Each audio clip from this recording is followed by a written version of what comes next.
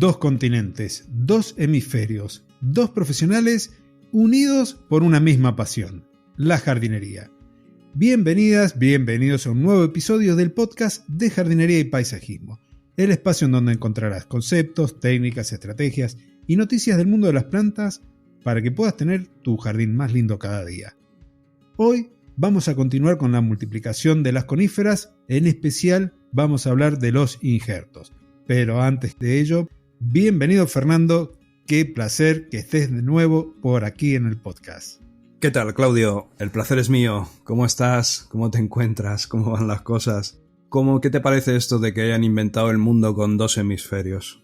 Y la verdad que me tiene a mal traer porque ustedes están en pleno verano, pasados de calor, y aquí todo lo contrario. Ya los centros invernales ya están abriendo sus puertas, las temperaturas han bajado, los árboles ya están completamente desnudos y bueno, el frío se siente y estas inversiones de temperatura conocidas como heladas ya son cosa de todos los días. Me parece increíble cuando hemos conectado para empezar a grabar que estoy yo en camiseta de tirantes con el ventilador en la posición 3 y estás tú con forro polar y con chaqueta. Me parece increíble. Me daba la sensación que estaba hablando con un viajero en el tiempo. O sea, una persona que hace 6 meses en mi invierno me estaba enviando un mensaje para que yo lo escuchara ahora en pleno verano. Es surrealista totalmente. Ya hemos pasado el solsticio de invierno y de verano, respectivamente, y se notan. Los rayos solares están muy inclinados. Los días ahora se nos empiezan a alargar muy de a poquito, imperceptibles, pero la verdad que las jornadas diurnas son bastante cortas. El sol entra a la habitación en donde yo grabo a partir de las 10 y media de la mañana recién y durará 1 hora y ya no tengo más sol en esta habitación que mira hacia el este. Ustedes tienen los días un poquito más largos y pueden aprovechar más horas para estar al aire libre. Sí, por supuestísimo. Eso es lo bueno. Eso es lo bueno que tenemos aquí. Pero bueno, si la Tierra hubiera sido plana, como decían en la antigüedad, creo que se solucionarían estos problemas, pero no hubo suerte. Bueno, Claudio, pues hoy, después de ponernos al día en cuanto a hemisferios, hoy lo que vamos a hacer es retomar el episodio de el último mes, donde empezamos a hablar de de la reproducción de las coníferas, donde hablamos de las semillas, donde hablamos de los esquejes. Y cuando llegamos al apartado de los injertos dijimos, hombre, vamos a dedicarle un episodio en exclusiva a los injertos para hablar un poquito más en detalle sobre ellos. Así es, y hoy nos toca entonces cumplir con esa parte, con esa promesa que habíamos dejado sobre esta forma de propagación, que no es una multiplicación en sí, que son los injertos. Entonces te cedo la palabra como para que empecemos ya con el desarrollo del episodio. Sí, bueno, lo primero sería saber qué es un injerto, o sea, esta palabra qué significa. Y bueno, podríamos decir que es un método de propagación vegetativa, que no es lo mismo que un método de reproducción. Es un método de propagación vegetativa, porque se trata de un método artificial. Y lo que vamos a hacer es coger una porción de tejido procedente de una planta, que es lo que vamos a llamar el injerto, propiamente dicho, y lo vamos a unir esa porción de tejido a otra planta que ya está asentada, de tal modo que el conjunto de ambos, esa unión, crezca como un solo organismo. ¿El injerto para qué se emplea? Pues se emplea sobre todo para propagar vegetales leñosos y normalmente se hace con una intención de uso comercial. Pueden ser tanto árboles frutales como plantas ornamentales o como coníferas, como es el caso del episodio de hoy. El injerto se emplea para permitir el crecimiento de las variedades pues, que tienen un valor comercial especial, ¿no? Que son plantas que son demandadas por el mercado y que por tanto van a producir negocio al productor. Y entonces lo que se hace es aprovechar la mayor resistencia del pie usado, de la planta ya asentada, la planta que tiene las raíces en tierra asentadas. Vamos a aprovechar que esa planta sea lo más resistente posible y así asegurarnos de las características, que las características productivas de ese ejemplar se van a mantener inalteradas. Y le vamos a aplicar ese tejido mediante el injerto para entonces conseguir una buena simbiosis entre ambos tejidos para crear una única planta mucho más productiva o mucho más interesante comercialmente. En el caso de los híbridos tienen una peculiaridad, y es que tienen el número cromosómico lo tienen impar, y entonces eso hace que sean estériles por naturaleza. Entonces, en el caso de los híbridos, la propagación vegetativa es la única manera de reproducción o de propagación, mejor dicho, posible. Y más raramente el injerto también se utiliza para unir más de una variedad en el mismo patrón. O sea, por ejemplo, en un mismo árbol frutal, tener varios árboles frutales. Esto es más raro, pero también se hace. Y así se consigue pues un único árbol que da diferentes tipos de frutos o diferentes flores de diferentes características. Continuando con los injertos, estos son solamente posibles entre especies que están muy estrechas o bastante estrechas entre sí. Porque si no pasa esto, si no hay una familiaridad tan cercana, los tejidos van a resultar incompatibles y esa conexión vascular que necesitamos para que sobreviva el injerto no se da. Normalmente el límite está dado por la pertenencia a un mismo género, aunque podemos llegar a encontrar algunas excepciones en donde no hace falta que estén tan estrechamente emparentados. Y esto ocurre con algunos casos de la familia de las rutáceas, entre las que tenemos la ruda, por ejemplo, pero también los cítricos. Y las cucurbitáceas, que es la familia de los zapallos, las calabazas, en donde puede funcionar como pie una planta para diferentes especies dentro de esta misma familia. En la mayoría de los casos, una de las variedades se va a seleccionar como raíz por su resistencia y el tallo de la especie elegida como variedad que se injerta sobre esta base. En otros casos, solamente basta con una yema de una variedad que se va a injertar en un lateral de un tronco y de esta forma va a brotar, y una vez que brote se cortará el resto de la planta que le aportó la raíz. Bueno, pero vamos a ver, en esto del injerto la pregunta es, ¿todo vale? ¿Podemos coger cualquier porción de planta e injertarla en otra planta y ya está, y va a funcionar? Pues lamentablemente no. Tenemos que hablar de compatibilidad y también tenemos que hablar de incompatibilidad, ya que la capacidad de que dos plantas que sean diferentes sean injertadas entre sí para producir con éxito una unión y para desarrollarse satisfactoriamente como una planta única, compuesta, esa capacidad solo va a ocurrir en ciertas ocasiones, y en esas ocasiones es cuando vamos a hablar de compatibilidad. Y por supuesto, cuando va a ocurrir lo contrario, vamos a decir que son plantas incompatibles para hacer injertos. Y esto es en la mayoría de los casos. Y esa incompatibilidad, a veces por más cercana que sean las plantas, familiarmente hablando, producen en algunos casos deformaciones en esa unión en donde está el injerto. Esa deformación resultante de esta incompatibilidad se pueden relacionar con síntomas externos, con cosas que nosotros podemos ver una vez que empieza a brotar nuestro injerto, y uno de los ejemplos es que hay una falla en esa formación de la unión. Entonces, el tejido no se adhiere, no se genera bien. Hay un tejido especial que se llama cambium, que es el que se va a encargar de soldar el injerto, y vamos a tener más fallas que éxitos. Entonces, esto sería un síntoma de incompatibilidad. Otro de los síntomas externos que podemos ver es el amarillamiento del follaje. Las hojitas se ponen amarillitas y lo que suele ocurrir es que finalmente caen. Tenemos defoliación temprana. Y en general, bueno, ya se nota que el árbol tiene algo pasa. Se nota que algo pasa y que tiene mala salud. También, bueno, si el árbol muere, pues evidentemente también va a ser un síntoma que nos va a hacer notar que el injerto ha fallado, por supuesto, ya que a veces estos árboles que son injertados viven 1 o 2 años mientras están en el vivero y luego cuando son vendidos mueren de forma prematura por esa incompatibilidad en el injerto. Y también vamos a ver diferencias muy marcadas que se notan mucho en el crecimiento y en el vigor entre el patrón, entre el pie de la planta, el pie asentado y el injerto. Otra de las cosas que podemos marcar dentro de esta incompatibilidad, de esta diferencia entre el patrón y el injerto, es en la época en que comienza o que termina el crecimiento en la estación. Vamos a ser más gráficos. Tenemos un pie de injerto, vamos a suponer, de limonero, y tenemos una variedad de limonero injertada sobre ese pie. La base nos va a ayudar a que sorteemos algunos problemas, ya sea del suelo o de enfermedades. ¿Qué pasa? Puede ser que el pie brote antes que la parte superior o que sea al revés.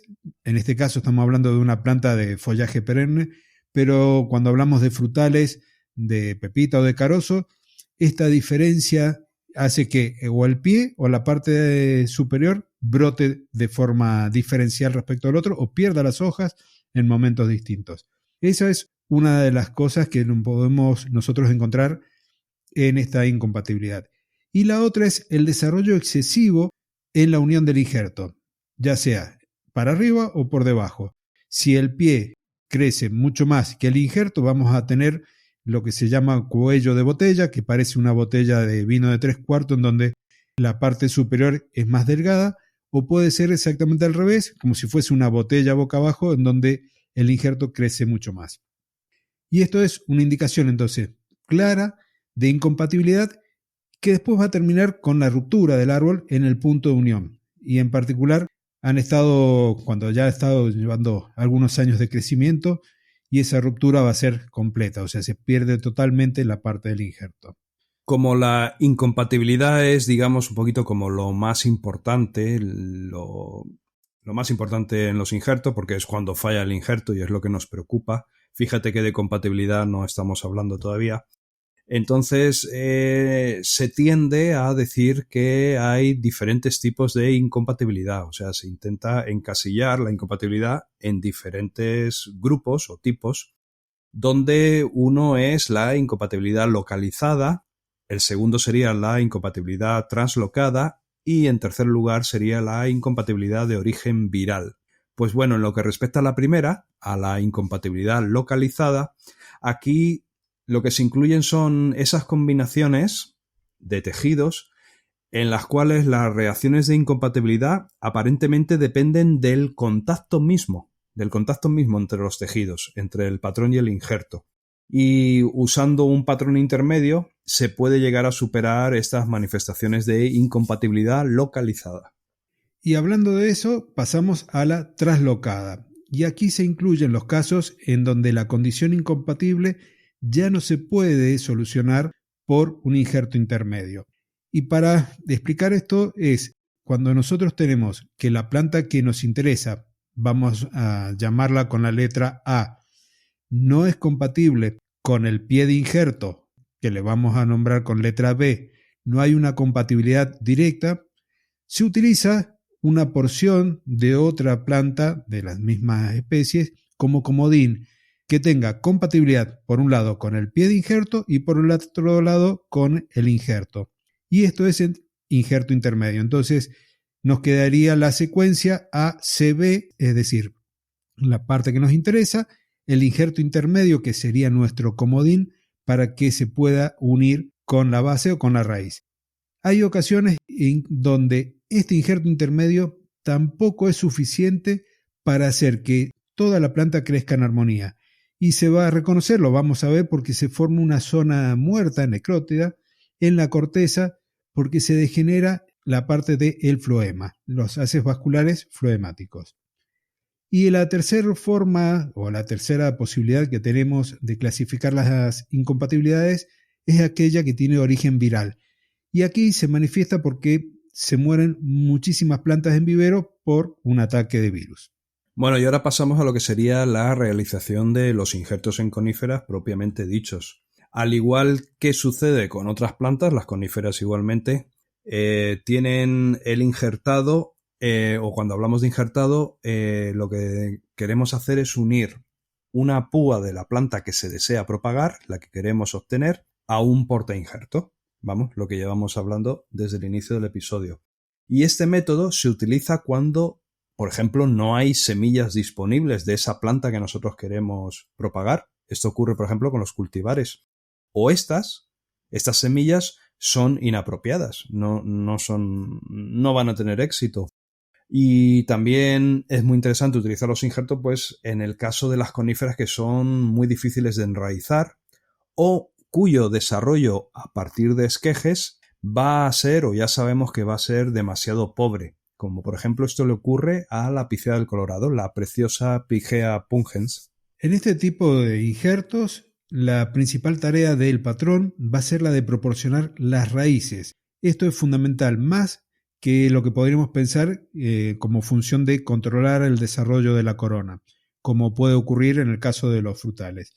Y las dos mejores estaciones para poder llevar a cabo estos injertos son a finales del invierno, lo cual va a resultar generalmente adecuado para la mayoría de las coníferas, y a finales de verano, en donde es el momento ideal para injertar la Picea pungens.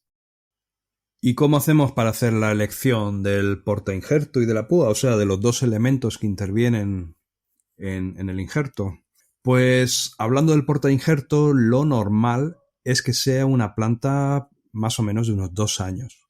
Por supuesto que sea compatible con la púa, compatible con ese tejido que vamos a injertar.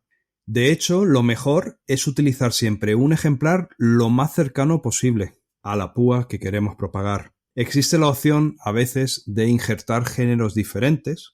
Por ejemplo, esto ocurre cuando queremos injertar un alerce, un larix, que se puede injertar en una planta del género Pseudotsuga. Pero en cualquier caso, la púa debe presentar un desarrollo similar al portainjerto. Si no es así, habrá un desequilibrio en la unión y las plantas se convertirán en incompatibles. Y para mejorar los resultados, lo que es conveniente es plantar el patrón algunos meses antes de que se vaya a producir el injerto. Esto nos va a permitir o nos va a asegurar que tengamos una planta bien enraizada y aunque todavía no esté bien anclada en la maceta donde tengamos nuestra planta. En el caso de aquellas que las vamos a injertar a finales de invierno, es importante colocar los patrones bajo cubierto a mediados de estación y ayudarlos a que desarrollen raíces, manteniéndolos siempre a una temperatura más bien baja, entre 10 y 15 grados. También es posible utilizar un portainjerto de raíces desnudas para el injerto o hacerlo en invierno. Pero la selección del material para la púa, para el tejido que vamos a injertar, ha de ser escrupulosa, ya que es muy importante, debido a la tendencia que tienen los tallos laterales a crecer solo lateralmente y por tanto al crecer solo en esa dirección no nos van a servir.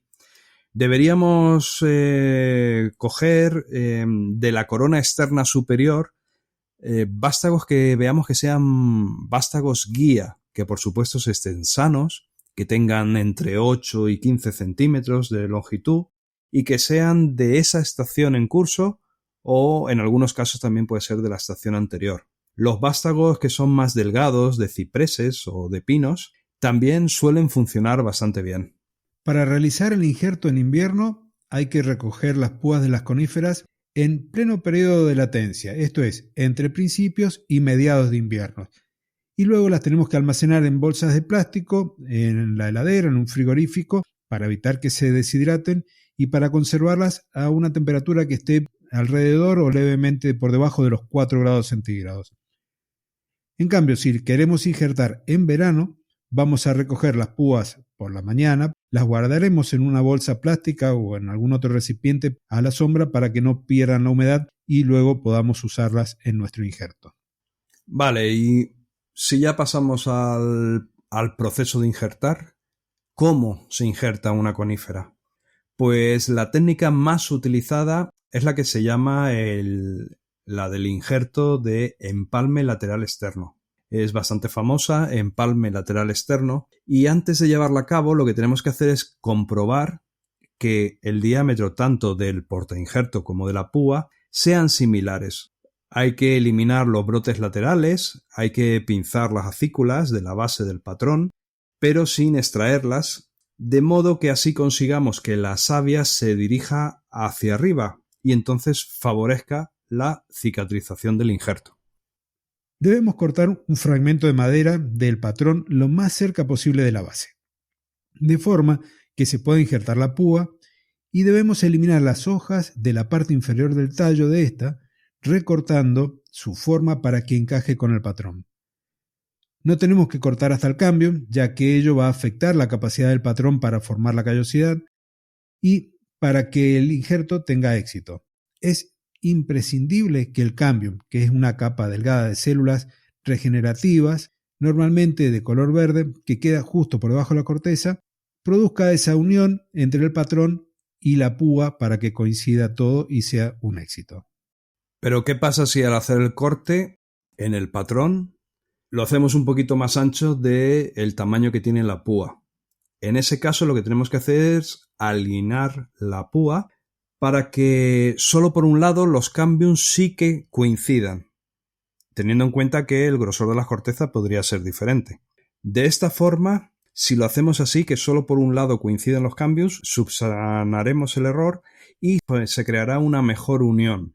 Y si se produce enraizamiento de esta última, normalmente lo que va a pasar es que las raíces van a salir por la base por un lado o incluso también podría salir por ambos lados, ojo. El motivo de mantener los cambiums unidos es de que el injerto pueda desarrollarse, pero hay que tener en cuenta que la parte de la púa situada justo por encima del corte, el hombro de la base de este último, es susceptible a romperse. Vale, y si ya tenemos la conífera injertada, ahora qué cuidados tenemos que darle, pues para que tenga éxito nuestro injerto. Pues lo que tenemos que hacer, o uno de los objetivos que debemos conseguir, es que los injertos permanezcan húmedos y a una temperatura elevada. Entonces lo que tenemos que hacer es sumerger los portainjertos que estamos desarrollando en macetas con fibra de coco húmeda o con turba, que es el sustrato recomendado, y o bien si son patrones de raíces desnudas, lo que tenemos que hacer es colocarlos en una bandeja de fibra de coco húmeda sin que la humedad toque las hojas. Y entonces tenemos que colocar las plantas en un túnel de plástico o en una caja cubierta, a plena luz por supuesto, pero sin que le dé el sol directo. Y aquí es importante darle un calor de fondo, entre 18 y 20 grados centígrados en una tubería de calor, y esto se hace a finales de invierno para que se acelere esa unión del injerto. Y transcurrida unas 5 o 6 semanas, el injerto va a empezar a unirse, va a formar las callosidades. Luego tendremos que dejar entrar el aire de forma gradual durante el mes siguiente para que la planta se vaya aclimatando y después de unos 3 meses ya se puede sacar de este ambiente de humedad controlada. Si el pie que hemos utilizado es de raíz desnuda, el injerto es en un pie de raíz desnuda, entonces ya los ejemplares injertados pueden plantarse o bien en macetas o podemos plantarlos también en tierra, alineados, para luego posteriormente arrancarlos de la tierra. Entonces lo que hay que hacer es ya empezar a eliminar los vástagos superiores del patrón, pero en una o dos fases, y una vez la púa ya se ha desarrollado por lo menos entre 2 y 5 centímetros.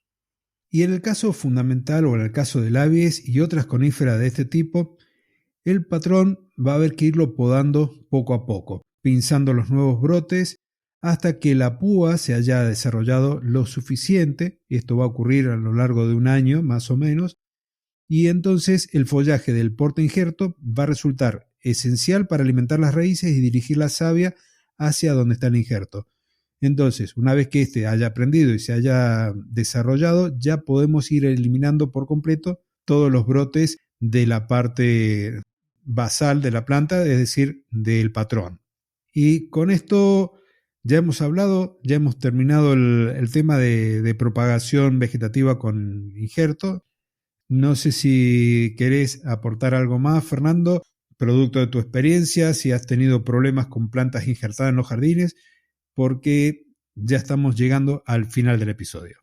No, más que nada destacar o resaltar que yo creo que dentro de todo el mundo de la jardinería, bueno, que es vasto, es amplio el mundo de la jardinería, pero yo creo que el tema de reproducir plantas, obtener plantas, yo creo que es de las cosas más bonitas, más bonitas que tenemos los que amamos la jardinería y los que nos dedicamos, ya sea como hobby o de forma profesional.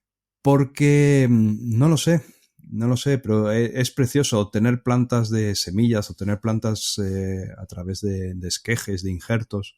Tiene como un valor añadido, lo hace muy bonito. Yo creo que nos sentimos hasta incluso egoístamente como humanos, egocéntricos que somos.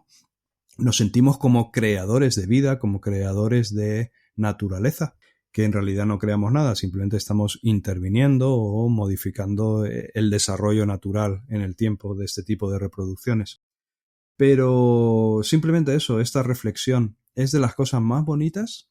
En casa, mi mujer, cuando vamos a un vivero, compramos una planta, la plantamos y tal, bueno, sí, qué bonito, hemos añadido un nuevo ejemplar a nuestro jardín. Pero bueno, ha sido con dinero, la has comprado y ya está. Pero cuando la obtenemos nosotros mismos, cuando de repente en un sitio donde no toca sale una pequeña palmerita, hace tanta ilusión, hace yo creo que incluso más ilusión que ir a un vivero y comprar una palmera, ¿no?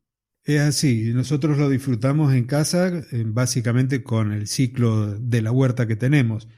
El hecho de ir armando los almácigos, ir multiplicando las plantas a través de semilla y luego colocarlo en la huerta y ver todo el proceso es realmente también satisfactorio, muy de la mano con lo que ocurre en los jardines.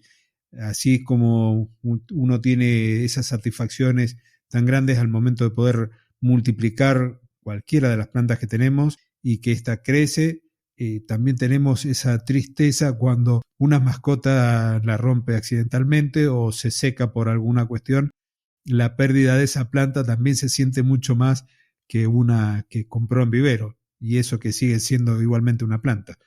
Pero es ese acercamiento que se tiene en el jardín y con nuestra profesión. Así es. Bueno, pues es genial el mundo verde. Arriba el mundo verde, que es muy bonito. Y bueno, y nos ayuda a mejorar el planeta también. Bueno, Fernando, tu proyecto sigue en pie, personalgardenshopper.es y tu canal de YouTube. Así que si quieren la gente conocer un poco más, acceder a tus videoconsejos y demás, o ir a tu tienda virtual de Personal Garden Shopper. Sí, seguimos trabajando duro en Personal Garden Shopper, estamos ampliando catálogo, lo que es a nivel de productos. Es una tienda enfocada solo para España, pero bueno, aquí en España ya es bastante conocida y ya tenemos miles de clientes. Y acompañamos la tienda con un canal de YouTube y con un blog donde publicamos videoconsejos y donde seguiremos publicando. En unas épocas del año publicamos más asiduamente, en otras épocas del año menos, va dependiendo un poquito de la carga de trabajo que llevemos, pero nuestra inquietud y nuestro deseo es aportar valor, aportar videoconsejos en el mundo de la jardinería. Tenemos muy buenos compañeros de YouTube, que ya son youtubers profesionales, que dan muchísima información sobre huerto, sobre todo lo relacionado con el mundo del huerto urbano también, pero hay poquitos que hablen sobre más lo que es el jardín decorativo, ornamental, que también muchas personas tenemos en casa. Y ahí estamos dándole valor a YouTube en ese sentido, para que las personas, puedan cuidar mejor sus jardines, disfrutarlo mejor, subsanar problemas que surgen al estar los jardines formados por seres vivos, claro, por supuesto, y con un único objetivo, que ya que estas personas tienen un jardín y le dedican tiempo y recursos, pues que lo puedan disfrutar, por supuesto, lo máximo posible. Y así es, hemos llegado al final. A mí me pueden encontrar en claudiobaroto.com y en el canal de YouTube, que espero reactivarlo en breve con más contenido. Muchísimas gracias por haber llegado hasta acá, por haber compartido este momento con nosotros. Si te gustó este contenido, que lo califiques, que dejes el me gusta, que compartas el episodio, porque esto nos va a posibilitar llegar a más amantes de las plantas y de la jardinería. Un saludo final, Fernando. Sí, un abrazote bien fuerte para todos. Nos escuchamos en el episodio compartido, ya que Claudio me da acceso a su casa, a su podcast, para compartir con él unos minutitos. Nos vemos el próximo mes, nos escuchamos el próximo mes, pero por supuestísimo a Claudio lo tenéis todas las semanas con varios episodios. Es ya un podcaster de alto nivel, es el número 1 como podcaster en jardinería a nivel mundial de habla española, ya que muchos canales que se originaron hace años han desaparecido o han bajado muchísimo en el nivel de publicación, pero ahí tenéis a Claudio al pie del cañón como un verdadero profesional. Bueno, muchísimas gracias, Fernando. Y muchísimas gracias nuevamente a ustedes por haber llegado hasta aquí. Y para hacer el cierre, como lo hacemos habitualmente cada vez que nos visita Fernando, 2 continentes, 2 hemisferios, 2 profesionales unidos por una misma pasión, la jardinería. Hasta el próximo jueves. Adiós.